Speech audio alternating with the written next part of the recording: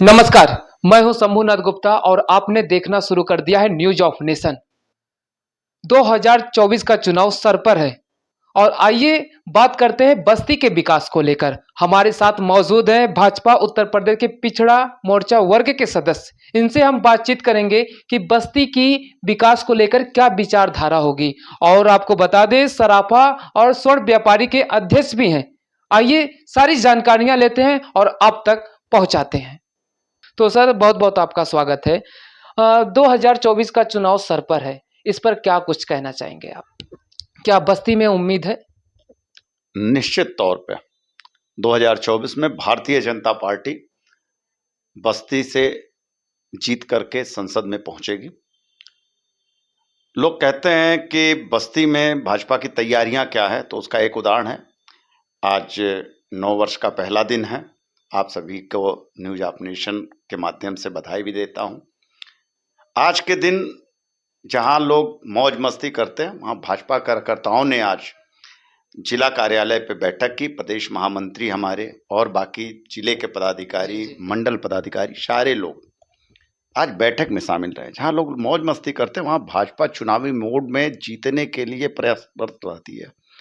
उसके इस प्रयत्न के कारण ही लोग कहते हैं ईवीएम हैक हो गया। ईवीएम हैक नहीं होता है, कार्यकर्ताओं की मेहनत विजय दिलाती है। हम विजय के लिए काम करते हैं और पूरे 5 वर्ष काम करते हैं चुनाव जीतने के बाद भी। अच्छा, आप चुनाव जीतने की बात कर रहे हैं, बस्ती की विकास की बात किया जाए तो शून्य है। क्या आप सहमत हैं? ये विपक्षियों का कहना गलत है कि बस्ती विकास के नाम पे शून्य है। बस्ती में जब भाजपा की सरकार आई तो बस्ती के 65% गांव में बिजली के पोल तक नहीं लगे थे। आज भाजपा सरकार के राज में बस्ती के 65% गांव में बिजली की हर घरों में सप्लाई हो गई है। जहां कई जगहों पे ब्लॉकों में कभी लोगों ने नल से जल नहीं देखा था, आज बस्ती में नलों से जल मिलता है। देहात क्षेत्रों में बस्ती की जो प्रधानमंत्री सड़कें थी, उसकी 3 गुना ज़्यादा बस्ती में सड़कें बनी हैं देहात क्षेत्रों में। हम गांव-गांव तक पहुंच रहे हैं, उज्ज्वला के माध्यम से पहुंच रहे हैं। एक्यूरेट संख्या तो नहीं मालूम है, लेकिन लोगों के, गरीबों के मकान बन रहे हैं। हम डबल राशन दे रहे हैं। इतना राशन दे रहे हैं कि अब बस्ती में कोई भूखों नहीं मरता। नहीं, कांग्रेस और सपा के ज़माने में बस्ती में भूख से मौतें होती थी। आज बस्ती कुछ परियोजनाएं लंबित हैं।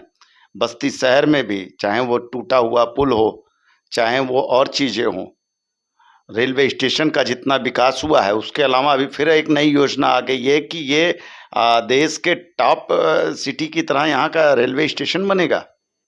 बस्ती का विकास बहुत हुआ है। विपक्षियों को दिखाई नहीं देता है, क्योंकि उन्हें कभी ये कल्पना ही नहीं होती थी कि उनके यहाँ काम होगा। यही ये पहले जो है बसपा के, एक नाम नहीं लूँगा, एक चेयरमैन थे और एक आदरणीय मंत्री जी थे। एक ही सड़क का 6-6 बार टेंडर करके पैसा खा जाते थे। लेकिन आज हम कह सकते हैं 6 बार टेंडर नहीं करा सकता कोई डबल इंजन की सरकार में। आएगा, काम होगा। हाँ, कई एक परियोजनाएं लंबित है, तो उसके भी कारण ये हैं कि कहीं जमीनों को लेकर के पूरा मसला नहीं हल हो पाया है।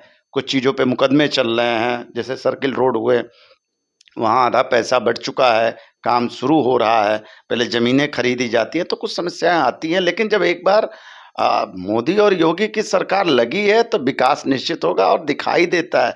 आम व्यक्ति से आप जब पूछेंगे, देहात के क्षेत्र में किसी गरीब गुरबा से पूछेंगे, तो वो कहेगा सभी सरकारों से बढ़िया मोदी सरकार है। लेकिन हमारा आपसे सवाल ये है, आप उसी रोड से जाते हैं। मैं मालवीय रोड की बात कर रहा हूँ, ब्लॉक रोड की बात कर रहा हूँ। सड़कों की हालात, अगर सड़क देखनी है तो बस्ती आइए, डिजाइने सड़कें बनी हुई हैं। कैसे आप सहमत हैं विकास को लेकर? देखिए, जो मालवीय रोड की भी सड़क बनी थी, वो लगभग 5 साल पहले, 7 साल पहले पुष्कर जी के पत्नी थी, क्या नाम है उनका, रूपम मिश्रा जी, उनके समय की ये सड़क बनी हुई थी। डिवाइडर भी बने, सड़क भी बने। लेकिन पुनः चूंकि काम वहाँ पे कई प्रकार के हुए, जैसे कि गैस पाइपलाइन बस्ती में आई, ये भी एक नई योजना थी। तो जब हम विकास करते हैं तो कहीं थोड़ा बहुत कट और खोदबीन तो लगा रहता है, थोड़ा बहुत टूट फूट तो होगी ही होगी, तो उसकी भी भरपाई के लिए गया है प्रोजेक्ट।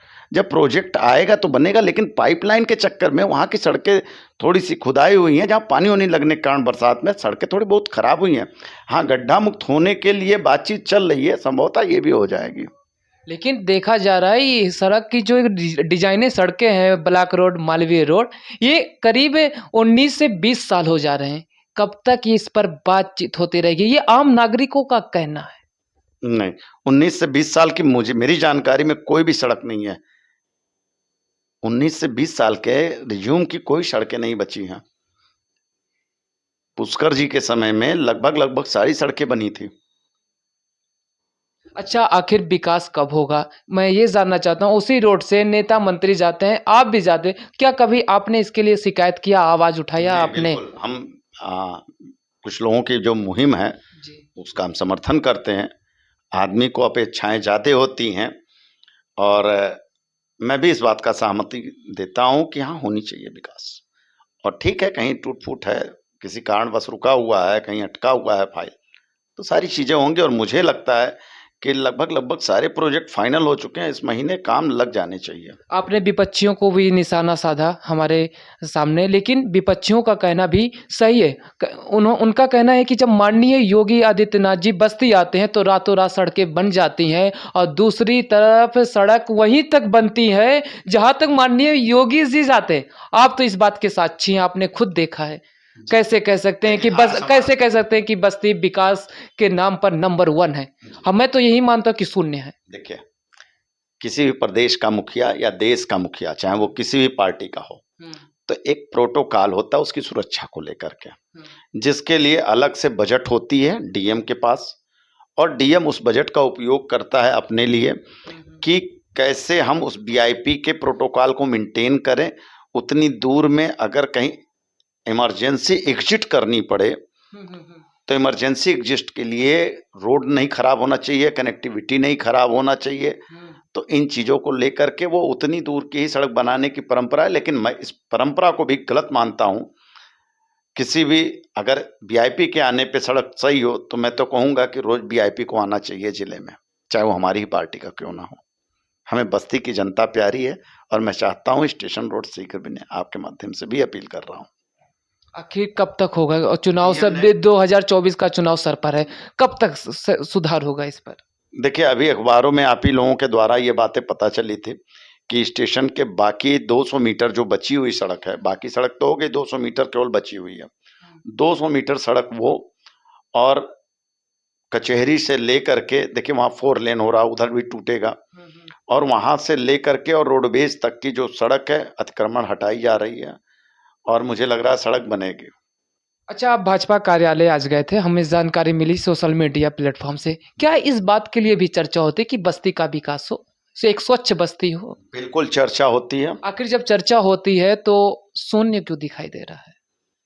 ये अब मैंने कहा ना, मैंने पहले ही आपको योजनाएं गिनाई, शून्य कुछ भी नहीं है। हर जगह कुछ ना कुछ काम हो रहे हैं। तो लगभग शहर की 60% रोडें खुदाई के कारण या अन्य कारणों से पानी भर जाने के कारण खराब है। खाली आप सड़कों की बात कर रहे हैं। मैं सड़क की बात इसलिए कर रहा हूँ, हर इंसान, आपका व्यापारी, जो व्यापारियों की सरकार है, डबल इंजन। अब जैसे मान लीजिए कहीं पे पुल बनेगा किसी बाजार में, मान लीजिए ओवर ब्रिज बना, जैसे रेलवे स्टेशन क्षेत्र का ओवर ब्रिज पास हुआ है, अभी उस पर पैसा नहीं आया है, पैसा आने की संभावना है। ओवर ब्रिज जब पास होगा तो वहां के स्थानीय व्यापारियों को या वहां के स्थानीय बाशिंदों को बहुत ज्यादा प्रॉब्लम होती है, और ये हर जिले में होती है। कोई ये तरीका ही है कि जब कुछ खुदेगा, कुछ कार्य होगा तो थोड़ा सा परेशान, हम अपना ही घर बनवाएं। तो अगर हमें नया कमरा बनाना है तो हम पिछला वाला पुराना कमरा गिराएंगे, तो मलबा होगा, कुछ दिन में हटेगा, तो फिर बनेगा, तो फिर प्लास्टर लगेगा, फिर रंग रोगन होगा, तब रहने योग्य होगा। तो थोड़ा बहुत परेशानियां तो सहनी पड़ती है, खाली सड़कों से नहीं नापा जा सकता। अब देखिए, आज से 7 साल पहले हम सब लोग कानून व्यवस्था को लेकर के और रोज प्रदर्शन किया करते थे, आज वो चीजें नहीं दिखाई देती हैं। हम सब लोग बिजली की समस्या को लेकर के, हम व्यापारी लोग, जो उद्यमी हैं, जो आम जनता है, रातों रात परेशान होती थी, पसीना बहाती थी, विद्यार्थी पढ़ नहीं पाते थे, और हम सड़कों पे आंदोलन किया करते थे। आज हमारी सरकार में ये सब चीजें नहीं है, तो विकास को कई पैमाने हैं, उन पैमानों पे देखिए। अच्छा, ये भी देखा जाता है कि जब माननीय योगी आदित्यनाथ जी आते हैं तो जो सड़कों पर छुट्टा जानवर हैं उनको कैद कर लिया जाता है, और जैसे योगी जी रवाना होते हैं वहां से तो छुट्टा जानवरों को छोड़ दिया जाता है कि जाइए जनता से लड़िए। जी नहीं, मुहिम आज भी चल रहा है। अभी मैंने कल रात को भी देखा है, आप पता कर लें। जी। नगर पालिका और डीएम को ये आदेश है कि छुट्टे जानवर सड़क पे न रहें, लेकिन कुछ स्थानीय स्तर पे भी अधिकारियों की कमी है कि रोज नहीं पकड़ते हैं या रोज उसी में नहीं लगे रहते हैं, तो ये कभी कभी मुहिम चलाते रहते हैं। रही बात, ये मैं जनता से भी अपील करूंगा कि घर पे केवल गाय की सेवा के लिए लाएं।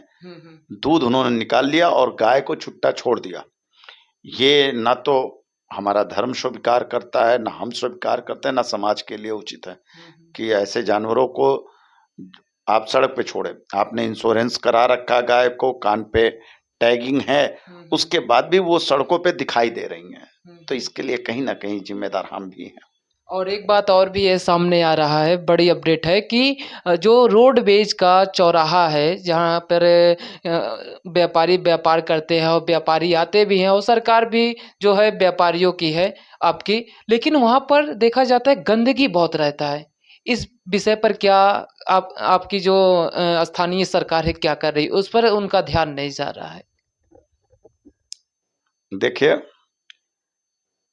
मोदी जी की प्रेरणा आज आम आदमी को गंदगी के प्रति बहुत जागरूक किया है। वो स्वयं सफाई अभियान में लगे रहते हैं, हर मंचों से वो कहते भी रहते हैं, और भाजपा के हर कार्यकर्ता का ये मानना भी है कि सफाई होनी चाहिए। वर्तमान में नगर क्षेत्र में, आपने नगर क्षेत्र की बात की है, नगर क्षेत्र में सफाई की सारी जिम्मेदारी नगर पालिका परिषद की है। दुर्भाग्य है कि बस्ती की नगर पालिका सीट सपा के हाथ में है और वहां अब केवल लूट और खसोट का अड्डा बना हुआ है। सफाई कर्मचारियों का तनख्वाह तक नहीं दे रहे हैं, जो भी आय है वो सपा के नेता लूट खा रहे हैं। सफाई कर्मचारियों को पैसा न देने से सफाई कर्मचारी भी काम करने में देरी कर रहे हैं। नगर पालिका कोई भी काम जो उसको कर्तव्य करना चाहिए नहीं कर रही है।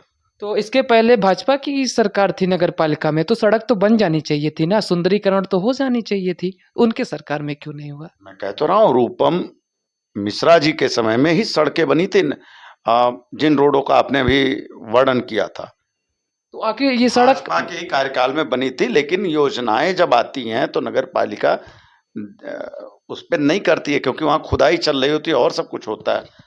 तो जहां पे नए निर्माण हो रहे हैं उन क्षेत्रों को छोड़ दीजिए, बाकी सड़कें मुझे नहीं लगता बहुत ज्यादा खराब हैं।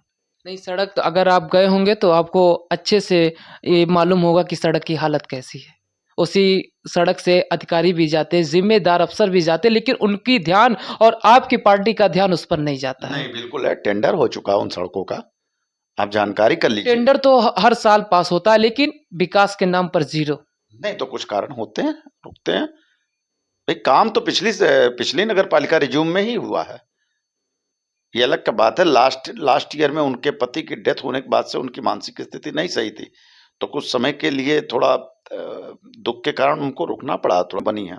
उसके बाद से 8 डेढ़ साल भर हो गया, हमें लगता है साल भर से ऊपर हो गया, और ये तो बिल्कुल शून्य है। अच्छा, चलिए ठीक है। आप पालिका बस्ती शून्य है, ना इनके पास विजन है, ना इनके पास काम करने के लिए जोश है। चलिए ठीक है, आपने कहा कि सपा लूट खा रही है, लूट ये कहते हैं कि हमको बजट नहीं मिला, यही आप कहना चाह रहे हैं।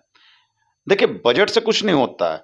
आप 5 सालों का पुराना, आप 5-5 सालों का पता नहीं कहाँ से निकाल करके आम व्यापारियों से आप पैसा उगाही कर रहे हैं, जिस पे रोज विवाद हो रहा, रोज लोग अपना पुराना ला करके दे रहे हैं।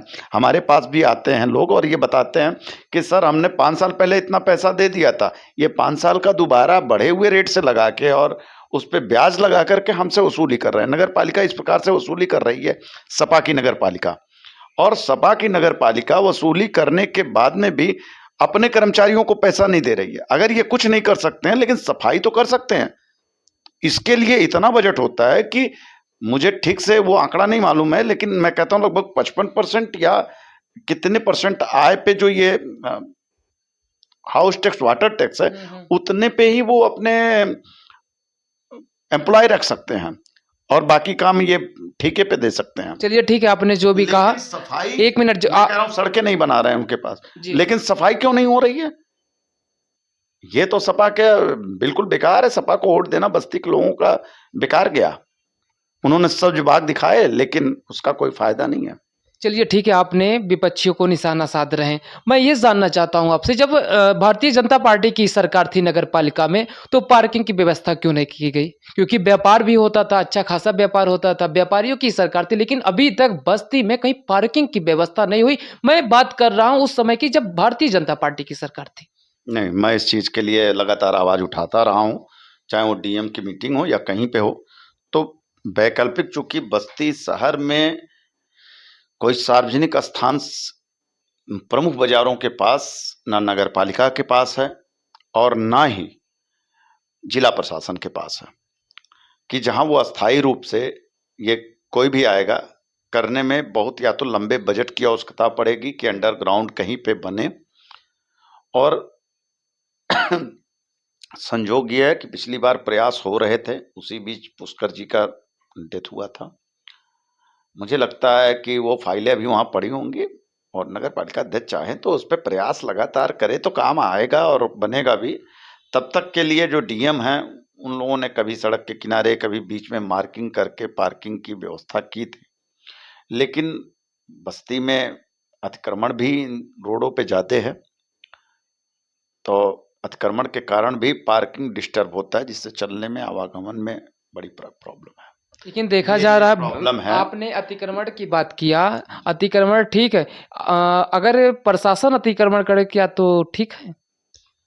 अतिक्रमण अतिक्रमण होता है, चाहे वो प्रशासन का हो चाहे पब्लिक का हो।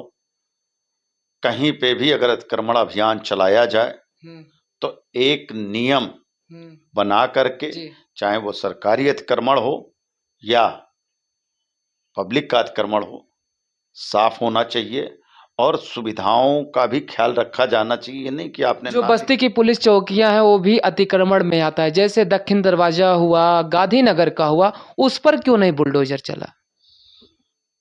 देखिए, जहां कहीं पे भी अतिक्रमण है हम्म वो गलत है।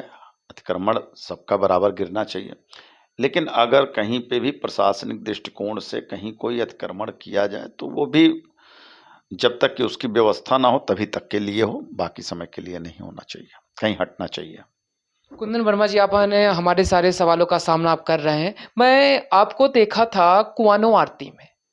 जी। कुआनो आरती में जब मैंने आपको देखा तो माँ गंगे की आप आरती कर रहे थे, साफ सफाई में आपने भागीदारी किया, साफ सफाई आपने किया, लेकिन कुआनो आरती जिस दिन होता है सिर्फ उसी दिन माँ कुआनो को साफ किया जाता है, नदियों से कूड़ा करकट को हटाया जाता है, और उसके बाद हालात आप देख सकते हैं। आप जा कर के भी देखिए हालात किस तरीके से वहाँ के। क्या ऐसा होना चाहिए? देखिए, मैं धन्यवाद देता हूं जिन जिन संस्थाओं ने, कई संस्थाएं हैं जी जो कुआनों, नदी, पर्यावरण के प्रति समर्पित हैं अपने बस्ती में, मैं उन सभी को धन्यवाद देता हूं।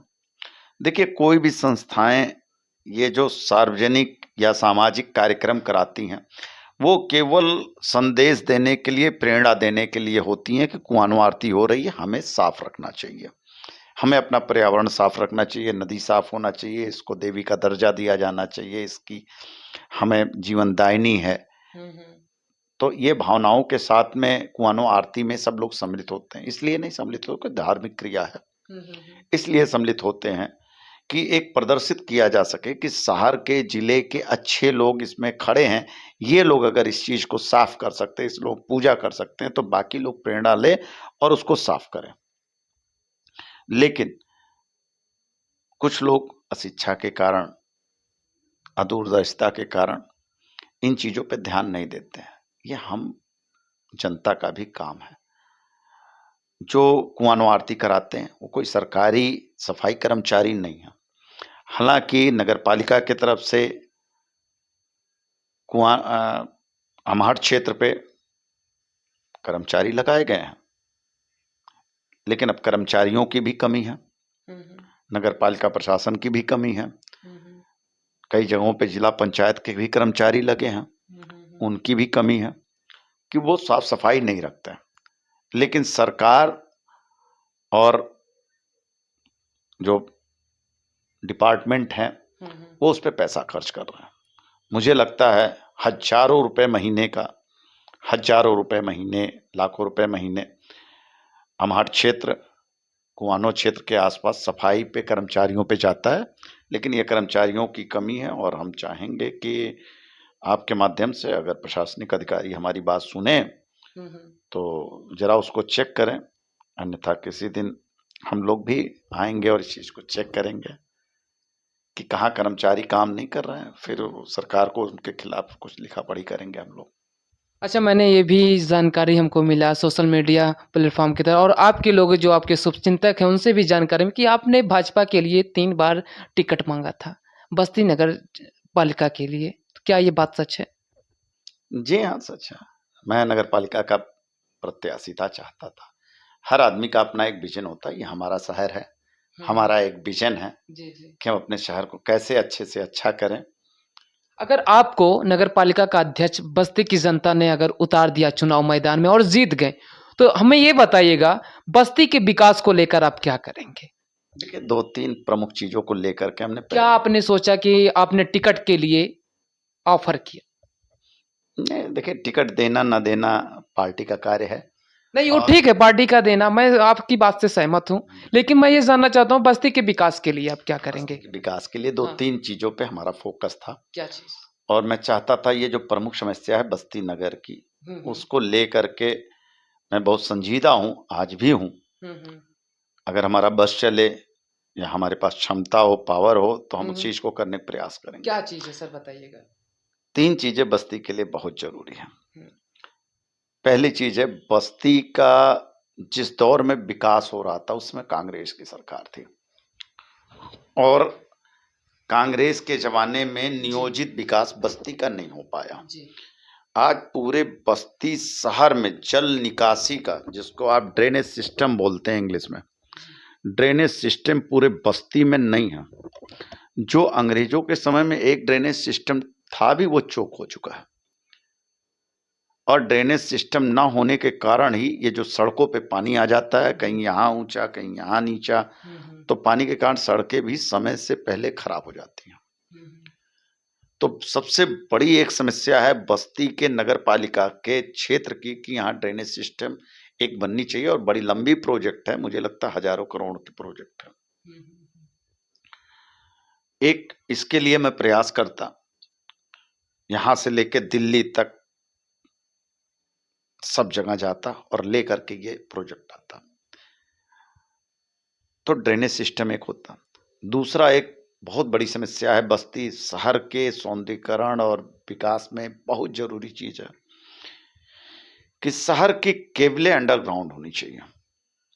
जो विद्युत की जो व्यवस्था है, अधिकतर जगहों पे सकरी गलियां हैं और तार उलझे पड़े हैं, कहीं डंडे पे चल रहे हैं, कहीं कहीं चल रहे हैं। हालांकि बहुत अब सुधार हो गया, और अब खुले तार की बजाय अब बंद तार भी हो गए, लेकिन फिर भी एक बहुत बड़ी समस्या है, अंडरग्राउंड केबल होने चाहिए।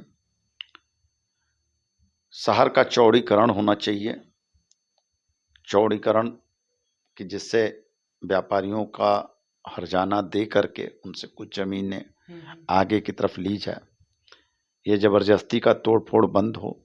और जैसे कभी गोरखपुर का विकास हुआ था, जैसे अयोध्या का विकास हो रहा है, उसी के तर्ज पे शहर का चौड़ीकरण हो। तीसरा, कम से कम बस्ती शहर में 4 स्थानों पे अगर हमें जगह नहीं मिल रही है, पार्कों में या स्कूलों के ग्राउंड के नीचे हमें अंडरग्राउंड वो दिया जा सकता है पार्किंग स्थल, जैसे बनारस में मलदहिया वगैरह में बना हुआ है, मैंने वहाँ देखा है जी कि वहाँ भी बड़ी पतली सकरी गलियाँ थी, लेकिन अब वो अंडरग्राउंड बन जाने के कारण ऊपर अपना सारी सब कुछ चल रहे हैं, पार्क चल रहे हैं। लखनऊ में भी ऐसे है कि पार्क चल रहे हैं, नीचे अंडरग्राउंड बने हुए हैं, तो ऐसे बनने चाहिए। बहुत अच्छा लगा सर, आपसे सारे सवालों का आप सामना कर रहे हैं और काफ़ी अच्छी सोच रही है आपकी बस्ती के विकास को लेकर, सराहनीय है। चैनल की टीम की तरफ से मैं शुभकामनाएं भी दे रहा हूं कि आपने इतनी बड़ी सोच रखी, काफ़ी मैं भी चकाचौंध रह गया। लेकिन एक बात और आ रहा है, आपने अयोध्या का जिक्र किया। 22 जनवरी को रामलला का प्राण प्रतिष्ठा है, इसको आप किस नज़रिए से देखते हैं? क्योंकि 500 साल बाद ये मौका मिला है राम भक्तों का, मतलब यानी देखा जा रहा है अभी हाल में ही बस्ती गुरु वशिष्ठ की नगरी में राम का संगम, तो क्या कहना चाहेंगे इस पर? देखिए, ये सौभाग्य की बात है। जी और हमारे रामचंद्र जी अब फटे हुए टेंट से हट के जी जी। एक अपने उचित मकान में जाएंगे। हम्म। ये मोदी सरकार है हम्म।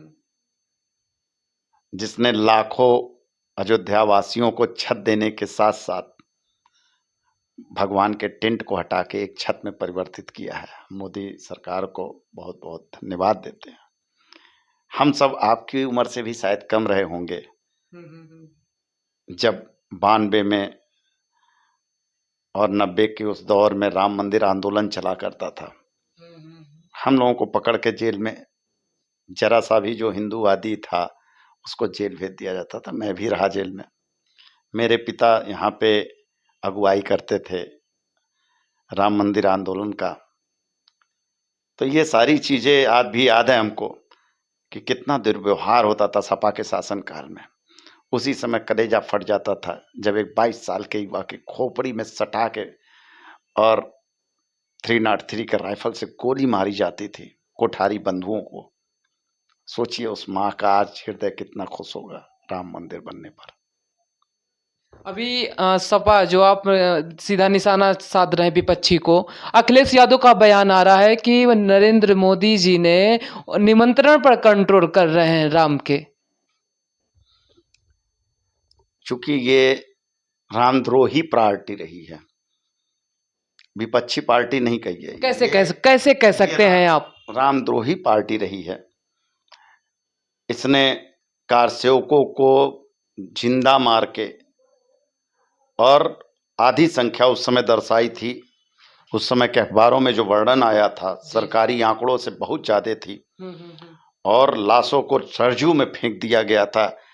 इतनी भयानकता दिखाई गई थी जिस समय जो 2-4 लोगों के तो चित्र आए थे, बाकी लोगों के कौन कहाँ गायब हो गया पता ही नहीं चला। तो ये तो राम भक्तों पे गोली चलाने वाली सरकार थी। अब ये नहीं चाहते हैं कि भारत का गौरव जो आक्रांताओं ने, विदेशियों ने, यहाँ पे हम पुनः अपने गौरव पे लौट रहे हैं उनकी निशानियों को हटा करके। ऐसी जगह पे वो नहीं चाहते हैं अपनी वोट बैंक की तुष्टीकरण की राजनीति के कारण, वो चाहते हैं कि अयोध्या में कोई दुर्घटना घटे। हमारे मोदी जी, योगी जी हाथ जोड़ के कह रहे हैं कि एक ही दिन भीड़ मत करिए। वो निवेदन कर रहे हैं सबसे कि एक सीमित संख्या में आइए, बाकी दिन भी राम आपसे मिलेंगे, आप राम से मिलेंगे। लेकिन ये चाहते हैं कि वहाँ भीड़ हो और वहाँ कुछ अप्रिय घटना हो जाए तो वो सरकार को घेरने का काम करें। लेकिन ये तुच्छ मानसिकता है आदरणीय अखिलेश यादव जी का। ये खुद चूंकि आएंगे नहीं, कारण ये है किस मुंह से आएंगे राम भक्तों के बीच में राम मंदिर के उद्घाटन में। तो ये रामद्रोही पार्टी है, इसकी बातों को बहुत ज्यादा भाजपा के लोग महत्व नहीं देते हैं, या हिंदू समाज इनकी बातों को महत्व नहीं देखता। ये देख चुका है इन लोगों की करनी और कथनी। लेकिन इस देश के नरेंद्र मोदी जी प्रधानमंत्री हैं और वो भी, अखिलेश जी भी चाहते हैं कि प्रभु राम के दर्शन हो, लेकिन निमंत्रण पे तो कंट्रोल नहीं किया जा सकता। अच्छा, और भी पार्टियों को उन्होंने भी निमंत्रण नहीं दिया है।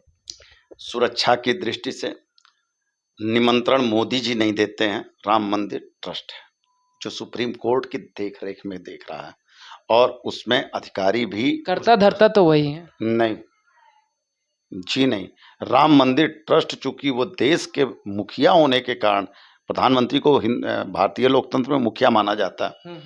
मुखिया होने के कारण उनसे राष्ट्र मंदिर का उद्घाटन करवाना चाहता वो ट्रस्टी नहीं है। ट्रस्ट उनको आमंत्रण दिया है, मोदी जी उसके जिम्मेदार नहीं है। लेकिन बयान अखिलेश यादव मोदी जी को, इनके पास मुद्दा नहीं है, ये जनता को बरगला रहे हैं, इन्हें सब कुछ मालूम है, कहते हैं हम विदेश से पढ़े हैं। तो क्या इतनी अकल नहीं है कि उसका ट्रस्टी कौन है? मोदी जी हैं ट्रस्टी की नहीं है? तो ये उनकी कमी है, ये और लोगों के, ये कहते हैं जनता को बरगला रहे हैं। इनके पास खुद की कोई क्षमता नहीं है। इन्होंने सदा तुष्टीकरण की राजनीति की। इनके पिता को अगर ये इस तरीके से थे तो कैसे बस्ती में इनकी सरकार बन गई? आप इतनी कमी गिनवा रहे हैं अयोध्या राम मंदिर को लेकर, इन्होंने गोलियां चलवाई, तमाम सारी चीज, तो आखिर कैसे सीट फाइनल हो गई बस्ती में? चारों विधायकी कैसे हो गई, ये बताइएगा हमें। देखिए, राजनीति में अप एंड डाउन लगा रहता है। कहीं जनता अगर किसी जनप्रतिनिधि के काम से संतुष्ट नहीं है तो वो बदल देती, यही लोकतंत्र का आनंद है। और इसका मतलब ये नहीं कि किसी विचारधारा की जीत है। हो सकता है कि वो जातिवादी विचारधारा की जीत रही हो। तो यानी बस्ती में आपका कहना यह है कि भाजपा के वोटर कम है? ये जनता है, भाजपा के वोटर्स का नहीं, वो जहां समझती है वहां वोट देती है। और यानी कुछ तो देखी होगी सपा में, तभी तो चुनाव मैदान में इन्होंने, कुछ कमियां तो रही होंगी जनप्रतिनिधियों में जो उन्होंने अपनी सीट गंवाई है। मैं इसको बट लेकिन नहीं कहता हूं। पब्लिक को क्या पसंद है, जनता को जो पसंद होगा उसी हिसाब से वो चयन करती है। अच्छा, क्या आप नहीं चाहते जैसे जनता जनार्दन है, उसका आज्ञा था, तो अब जिसकी है वो जिम्मेदारी निभाए बस्ती के विकास के लिए। अब तो इनकी जिम्मेदारी है, पब्लिक देख रही है कितना विकास कर रहे हैं, आगे ये रहेंगे नहीं रहेंगे ये तो पब्लिक देखेगी ना। अच्छा, क्या आप नहीं चाहते हैं कि जैसे अयोध्या में जिस तरीके से विकास हुआ है, चारों तरफ गुणगान हो रहा है अयोध्या को लेकर के, क्या ऐसे बस्ती नहीं हो सकता? क्यों नहीं होना चाहिए, क्यों नहीं हो सकता है? हम बस्तीवासी, क्यों नहीं नजर जाता है आपके पार्टियों का, आपके जो कार्यकर्ता हैं, आपके जो स्थानीय जिम्मेदार लोगों, क्यों नहीं जाता है इस पर कि बस्ती भी एक तरीके से दिखे? ऐसा कोई बस्ती में कोई ऐसा जगह नहीं जो खूबसूरत हो। आप खलीलाबाद चले जाइए, कहीं और भी चले जाइए, तो आप नंबर 1 पाएंगे, लेकिन उत्तर प्रदेश में बस्ती जिला नंबर 1 नहीं हो पा रहा है। देखिए, कुछ चीजें ही होती हैं जिस हिसाब से विकास के मायने सिद्ध होते हैं। हमने अभी पहले ही बाइट में कहा कि विकास होती है, दिखाई नहीं देती है लोगों को। अब जैसे धार्मिक विकास वहां हुआ, ये धार्मिक विकास मखौड़ा में भी हो रहा है।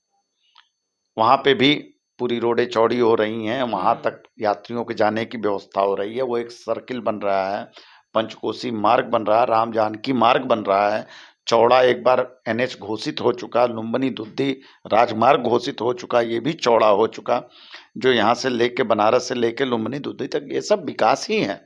विकास के आप हर चीज को शून्य करें, शून्य नहीं है, ऐसा नहीं है। बस्ती का विकास हो रहा है और जैसे धार्मिक पर्यटन के लिए उधर मखौड़ा में हो रहा है।